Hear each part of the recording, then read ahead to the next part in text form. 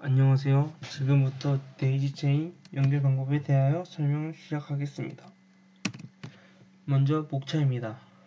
첫 번째로는 아티니파로에 대한 간단하게 설명을 하고 그 다음으로 데이지 체인 구성도, 그다음 PCB 연결 방법, 그다음 마지막으로 패러드를 발표를 하겠습니다. 먼저 데이지 체인 연결 방법에 대해 설명하기 전에 아티니파로에 대해 간단하게 설명을 하겠습니다. 먼저 이렇게 핀 8개가 있고 그중 사용하는 프로그램에서 핀 맵을 확인해 동일한 이름의 핀끼리 연결을 합니다. 나중에 실험을 할 때에는 PB3를 입력으로 설정하여 WS281C에 아웃R 출력 신호를 수신합니다. 다음으로는 데이지 체인의 구성도입니다. 먼저 아두이노에서 생성된 PWM 파형이 첫 번째 모듈에 PCB에 있는 D인 LED 핀으로 입력됩니다. 이 신호는 PCB 내부에서 연결된 내역 픽셀의 D인으로 핀이 전달이 되고 이 내역 픽셀은 이 PWM 데이터를 처리하고 자신의 Dout 핀을 통해 다시 PWM 신호를 출력을 합니다. 이 출력의 신호는 다시 PCB로 돌아와 WS281C의 D인 모터로 핀이 입력됩니다. WS281C는 이 PWM 데이터를 해석하여 아웃R 파형을 생성하고 이 신호는 아티니파로의 PB3 핀으로 전달이 됩니다. 아티니파로는 이 아웃R 신호를 분석하여 서브모터형 제어용 PWM 신호를 만들고 PB1 핀을 통해 출력을 합니다. 이 신호가 모터에 전달되어 모터가 회전하는 결과를 얻습니다. 이와 동시에 WS281C의 Dout 모터 핀에서는 다음 모듈로 전달할 PWM 신호가 출력이 됩니다. 이 출력은 모듈 2의 D인 LED 핀으로 전달되며 지금까지 설명한 흐름을 다음 모듈에서도 반복하게 됩니다. 앞에서 본 흐름을 전체적으로 다시 한번 정리를 해보겠습니다. 아두이노의 Dout 신호가 첫 번째 모듈의 D인 LED 핀으로 입력됩니다. 이 신호는 내역 픽셀 LED의 D인으로 들어가고 LED Dout 핀에서 나온 신호는 다시 PCB D인 모터 핀으로 들어갑니다. 해당 신호는 WS281C의 칩의 D인 모터로 입력되고 그 WS281C는 그 PWM 신호를 해석하여 아웃R 파형을 생성하고 아티니파로의 PB3 핀으로 전달이 됩니다.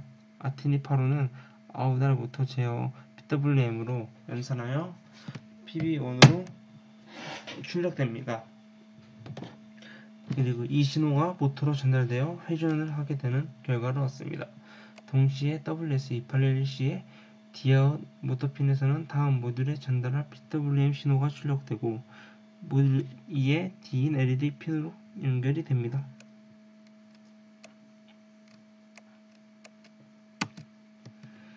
그 다음으로는 모듈 연결 방식에 대해 설명을 하겠습니다.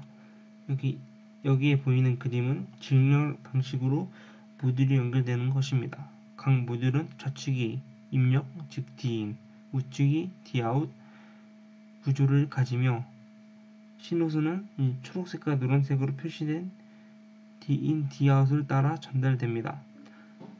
하단에는 전원 공급을 위해 VCC, 디지털 모터 LED, 그 다음 그라운드까지 또 마찬가지로 직렬로 연결되어 있는 모습을 확인할 수가 있습니다.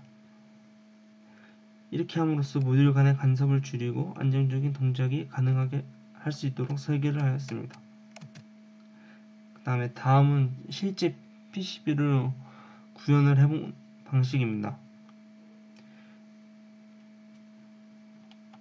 각 보드는 정해진 방향으로만 연결되도록 설계되었으며 여기 실제 연결에서도 Dout, Din, Dout, Din, 그 다음에 그라운드는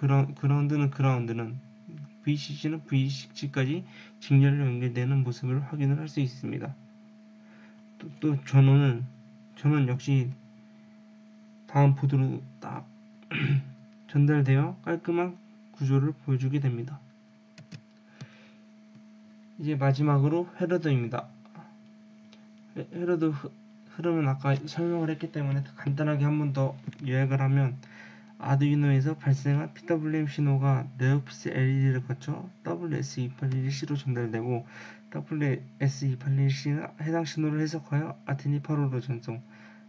아테니8호는 모터 제어용 PWM으로 변환하여 서브 모터를 구동하고 동시에 WS281C는 다음 모듈 신호로 넘기는 데이지 체인 구조를 형성하며 각 회로는 안정성을 위해 LED 모터 디지털 회로를 전원을 분리하여 공급하는 구조를 갖게 됩니다.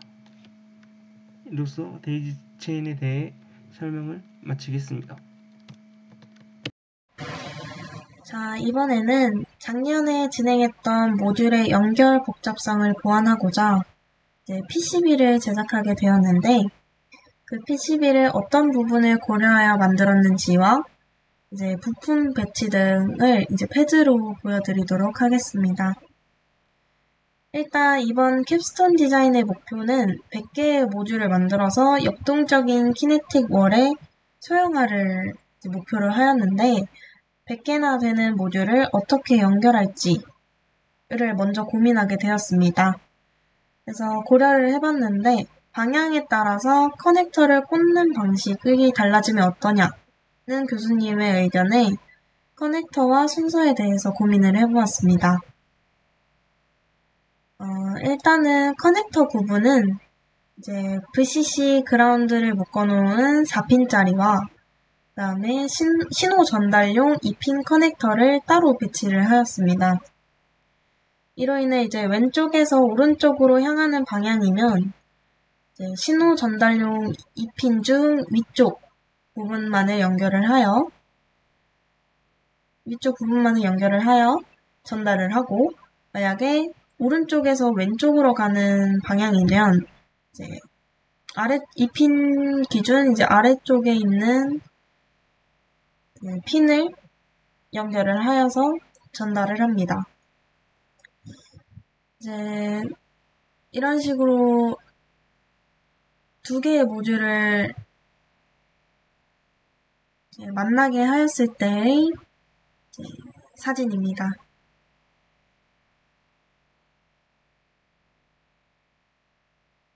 다음은 모듈에게 전달하는 신호들을 묶은 6핀입니다.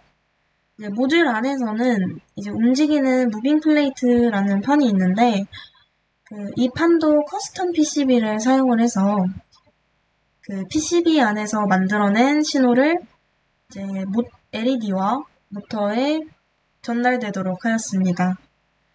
이 무빙 플레이트에 전달되는 UP는 네오픽셀에 전달되는 VCC LED 그리고 DIN LED, Dout LED 그리고 GND 4개가 있고요. 그 다음에 모터에는 PWM, VCC 서보, 그 다음에 GND까지 좀 3개가 있습니다.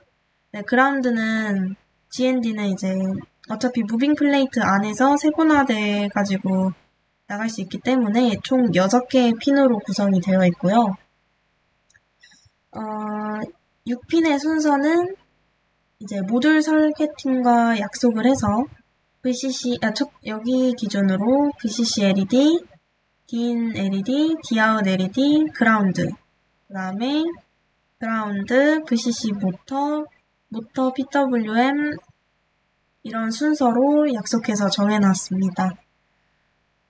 그래서 이게 커스텀 PCB인데 이 PCB를 모듈에다가 접착을 하게 되면 이 6핀짜리가 아래쪽에 배치가 돼서 무빙 플레이트에 이렇게 연결이 되는 걸로 구성을 하였습니다.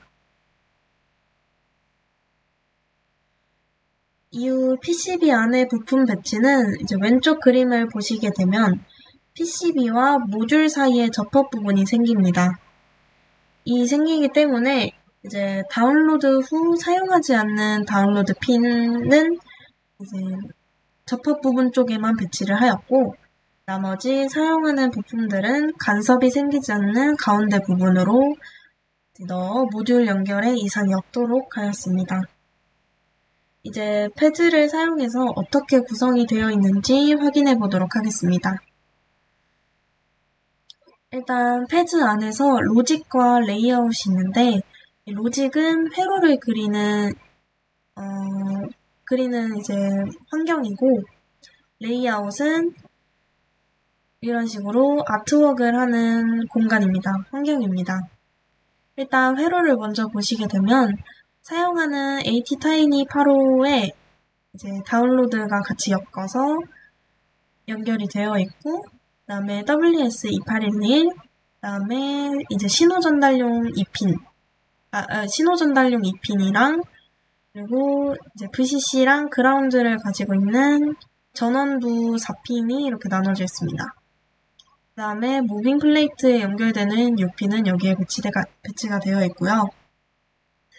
그 다음에 이제 실험용으로 테스트 핀을 3개 정도, 4개 배치해 놨습니다. 일단 처음에 2핀 커넥터로 신호가 전달이 되면 그중 D인이 먼저 네오픽셀에 전달이 되고요. 그래서 네오픽셀에 전달되는 D인 LED가 일로 가 있고 거기에서 나온 Dout LED가 그 WS2812C에다가 옮겨집니다. 그럼 이제 D인 WS2812C로 옮겨진 이제 신호가 아웃 R만 가지고 이 아웃 R이 ATtiny85의 PB3에 들어갑니다. 이 PB3에서 이제 다운로드를 한 코드 영향을 받아서 모터에 이제 전달이 되고요. 그리고 이제 WS2811에서 받은 신호는 다시 Dout WS2812C로 들어가서 그 신호 전달용 2핀으로 내보내집니다.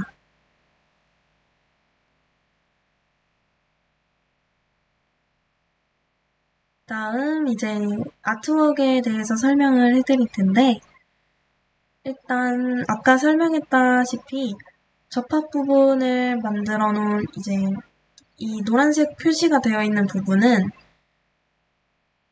이제 간섭이 생기는 부분이라서 그 사용하는 그 부품들이 이제 간섭이 되지 않도록 가운데 쪽으로 몰아서 넣은 것을 확인할 수가 있습니다. 그 다음에 이제 사용한 이 핀마다 어떤 역할을 하고 있는지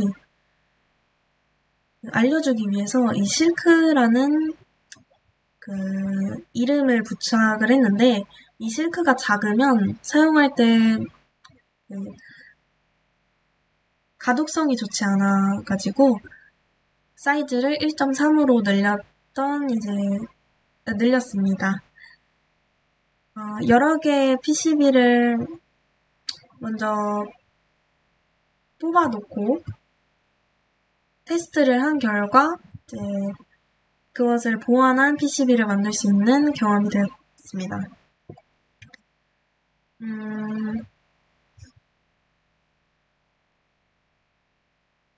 네, 이상입니다. 동구동이 2조 아티니파로 다운로드 세팅 방법을 맡은 이주환입니다. 우선 목차입니다. 첫 번째 디렉토리 설정, 두 번째 코드 비전 파일 설정, 세 번째 아티니파로 환경 설정, 네 번째 다운로드 시 주의사항, 다섯 번째 다운로드하는 방법입니다. 먼저 디렉토리 설정입니다. 가장 기초가 되는 디렉토리 설정하는 방법을 설명드리는 이유는 본인이 만든 프로젝트를 보다 쉽게 찾거나 관리하기 위한 혹은 한눈에 알아보기 쉽게 하기 위해서 만들기 때문에 설명을 드리고 본론으로 넘어가고자 합니다.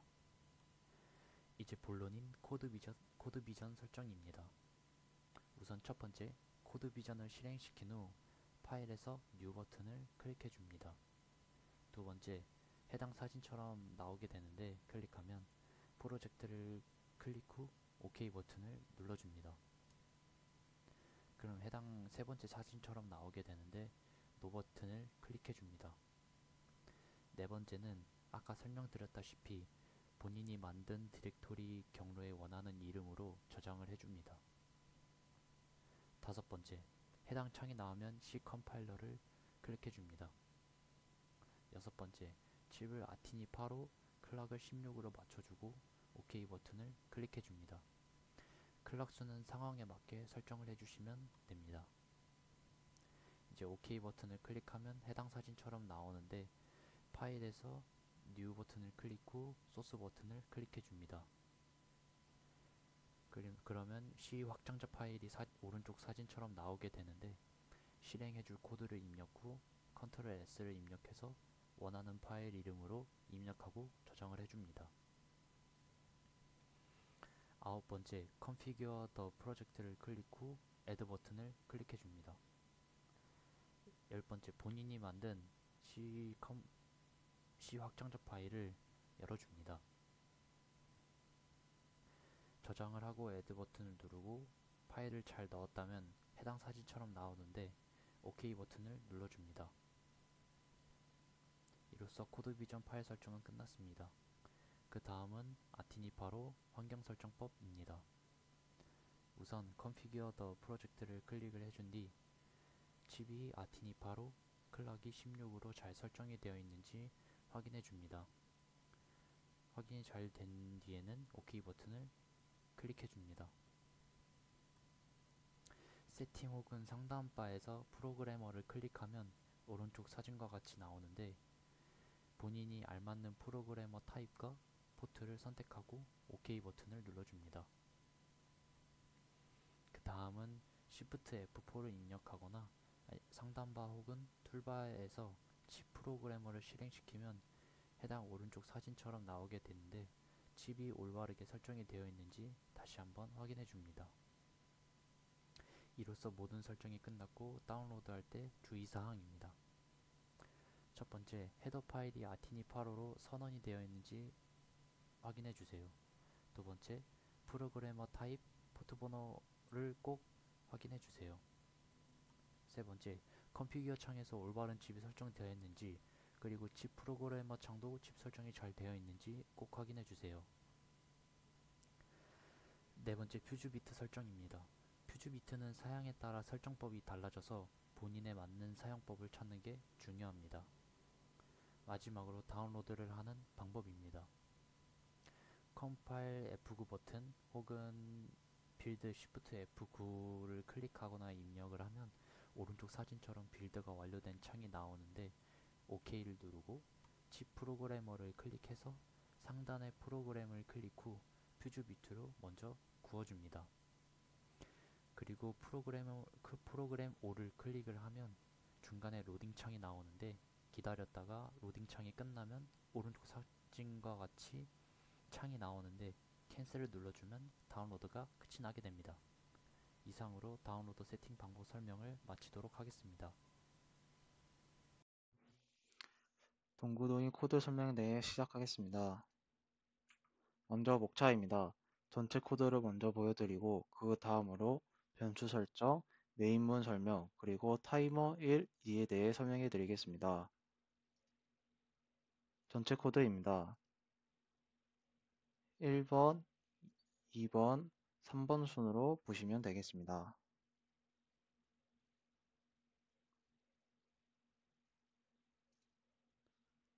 이것도 마찬가지로 4번, 5번 순으로 보시면 되겠습니다.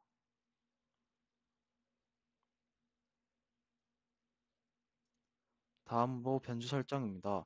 모토와 직접적으로 관련된 변수들입니다. 모두 10 마이크로세컨 단위입니다. 먼저 민 서버입니다. 서버 모터의 최소 펄스 폭으로 50, 즉 0.5ms를 설정하였습니다. 반대로 맥스 서버입니다. 최대 펄스 폭으로 250, 즉 2.5ms를 설정하였습니다. 반대로 레이지 서버입니다. 이거는 서버 모터의 가동 범위로 최대에서 최소로 뺀 값입니다. 따라서 200, 즉 2ms입니다. 다음으로 로우 카운터입니다.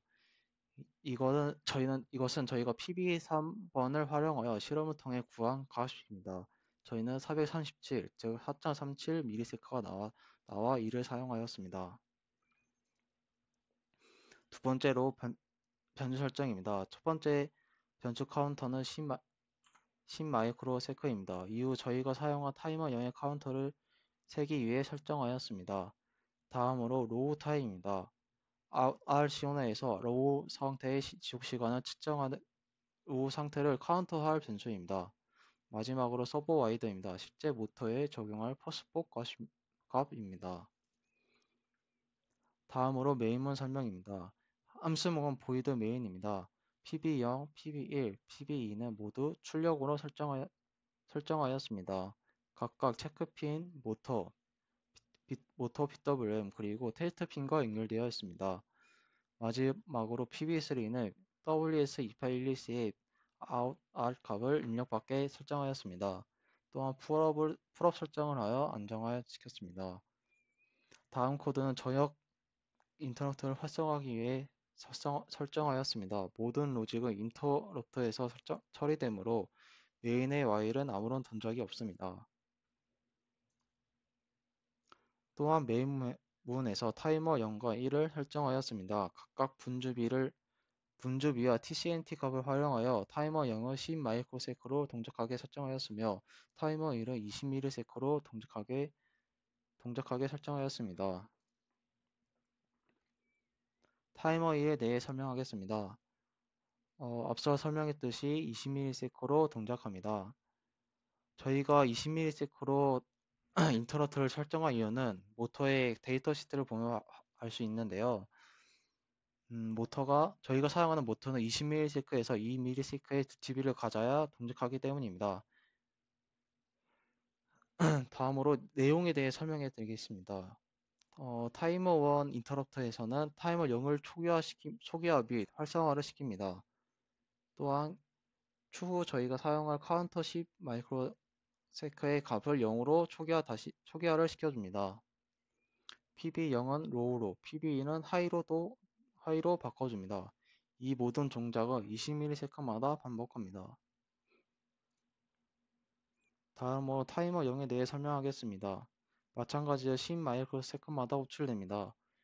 여기서는 서브모터의 펄스 지속 시간을 결정하며 외부 PWM 신호, 즉 out R 신호를 읽어서 새로운 펄스 폭을 계산합니다. 여기서도 타이머 0을 초기화시켜줍니다.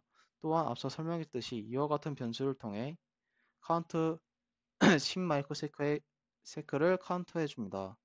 또한 PB0을 계속 토글시켜주게 만들었는데요. 이 토글 명령어를 통해 저희가 PCB의 체크핀을 통해 파형을 확인할 수 있습니다. 다음으로 타이머 0에 있는 if문에 대해 상세히 설명해 드리겠습니다. 타이머 0은 모터의 각도를 조절하는 것과 연관되어 있습니다. if문의 조건은 카운터 값이 서버 와이드보다 크거나 같을 때 동작합니다. 카운터가 저희가 설정한 모터의 각도, 즉 펄스 폭까지 도달했을 때 동작합니다. 따라서 이 if문은 들어갔다는 것은 모터의 동작이 끝났으므로 PB1은 로우, 타이머 0 또한 비활성화시켜줍니다. 그 다음에 모터의 다음 각도를 측정하기 위해 외부에서 들어오는 신호, 즉 out R 신호가 하이가 될 때까지 기다려줍니다. 다음 코드는 오류를 감지하기 위해 만든 코드입니다. out R의 신호가 저희가 PB3을 통해 입력을 받고 있습니다. 따라서 PB3에 들어오는 신호가 너무 큰 값을 갖게 된다면 에러 상황으로 간주하고 펄스 폭을 최소값으로 바꾸고 리턴합니다. 리턴하고 각도 측정을 종료합니다. 마지막으로 코드로 모터의 각도를 조절하는 핵심 코드입니다. 마찬가지로 로우 타임을 다시 초기화시켜줍니다. 그 후 PB2를 하이를 설정하고 PB3의 로우 시간을 측정합니다. 따라서 이 코드로 인해 PB2와 PB3은 서로 반전된 파형이 관찰되어야 합니다. 여기서 측정된 로우 타임을 가지고 서버 와이드, 즉 퍼스트 폭을 계산합니다. 앞서 설명했듯이 실험을 통해 구한 로우 카운터 값과 서버 범위 간의 비례식을 세워서 식을 세웠습니다. 또한 에러 또는 오차로 인해 펄스 폭의 최대 최소를 에러 또는 오차로 인한 펄스가 튀는 것을 방지하기 위해 최소와 최대를 제한시켰습니다. 이상으로 코드 설명에 대해 마치겠습니다. 안녕하세요. 동구동의조의 오용진입니다. 이번 발표에서는 캡스톤 디자인 2 과목에서 수행한 6가지 실험에 대해 설명드리고 각각의 실험 목적과 결과를 공유드리겠습니다. 총 6개의 실험으로 구성되어 있으며 각 실험은 PCB 회로의 동작 확인부터 모듈 간 연동성 실험까지 순차적으로 진행되었습니다. 첫 번째 실험은 네오픽셀의 RGB 값이 잘 전달되고 PCB가 정상적으로 동작하는지를 확인하는 것이었습니다. 5곱하기5 매트리스와 아트메가 8 기반 PCB를 사용했습니다. 이 중 25개의 데이터는 LED 제어, 마지막 1개의 데이터는 서브모터 제어용이었습니다. 보시는 것과 같이 네오픽셀끼리만 연결 시 26번째 데이터가 그대로 전달되었고 PCB 포함 시 R 신호가 분리되어 아트메가 8에 정상 입력되어 LED 동작으로 확인할 수 있었습니다. 두 번째 실험은 아두이노와 파워 서플라이로 전원을 분리하여 공급했을 때 네오픽셀의 밝기 변화 여부를 확인하는 것이었습니다. 사진과 같이 회로를 구성하고 파워 서플라이를 연결한 결과 LED가 정상적으로 점등되는 것을 확인할 수 있었고 전원 분리 공급이 유효함을 확인했습니다. 세 번째 실험은 OutR 및 MPWM 신호의 파형을 오실로스코프를 통해 확인하는 것이었습니다. 이 실험은 아두이노와 PCB 그리고 외부 파워 서플라이를 연결한 뒤 OutR 테스트 핀을 통해 신호가 제대로 출력되는지를 관찰하는 방식으로 진행되었습니다. 그런데 처음에는 OutR 파형이 관찰되지 않았습니다. 그 이유는 WS2812B 네오픽셀과 WS2811C 서브 제어용 칩셋 간의 데이터 처리 순서의 RGB 순서가 달랐기 때문입니다. 데이터 시트를 참고했을 때 WS2812B는 GRB 순서를 따르지만 WS2812C는 RGB 순서를 사용합니다. 이 순서 차이로 인해 코드에서 RGB 값을 다르게 해석하게 되었고 결과적으로 우리는 처음 기대했던 신호가 출력되지 않았던 것이었습니다. 문제 해결을 위해 우리는 코드를 재검토하였고 두 번째 파라미터, 즉 R 값을 조정하여 아웃R 신호가 제대로 나올 수 있도록 수정하였습니다. 그 결과 노란색 파형으로 아웃R 신호가 관찰되었고 파란색 파형으로 나타난 MPWM 신호도 정상적인 주기로 출력되는 것을 확인할 수 있었습니다. 네 번째 실험은 서브모터가 0도와 180도 사이를 정확하게 오갈 수 있도록 적절한 딜레이 시간을 찾는 것이었습니다. 100ms일 때입니다. 300ms일 때입니다. 500ms일 때입니다. 700ms일 때입니다. 1000ms일 때입니다.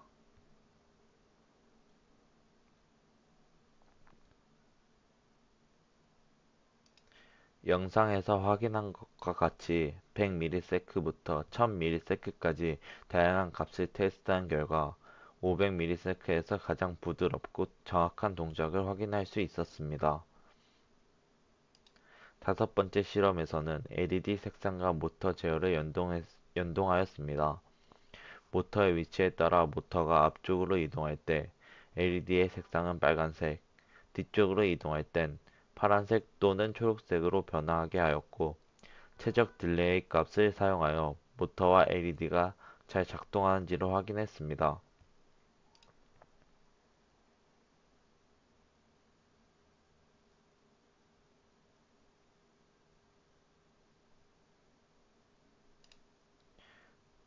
영상에서 확인한 것과 같이 모터가 앞쪽으로 이동할 땐 빨간색으로 변화하였고 모터가 뒤쪽으로 이동할 땐 첫 번째 이동은 파란색, 두 번째 이동은 초록색으로 확인할 수 있었습니다.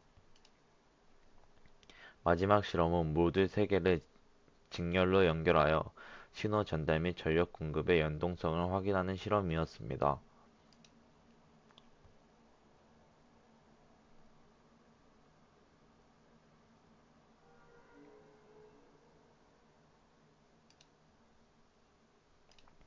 실험 중 한 개의 모듈에서 쇼트가 발생하여 모터가 작동하지 않았지만 LED가 점등되는 것을 볼 수 있었고, 나머지 모듈은 LED와 모터에 대한 신호 전달이 정상적으로 되어 잘 동작함을 확인하였습니다. 이번 실험을 통해 하드웨어 제어와 신호 처리에 대한 이해를 높일 수 있었고, 다양한 변수에 따라 시스템이 어떻게 반응하는지를 체험할 수 있었습니다. 실험을 통해 발생한 오류를 분석하고 해결하는 과정에서 매우 의미 있었습니다. 감사합니다.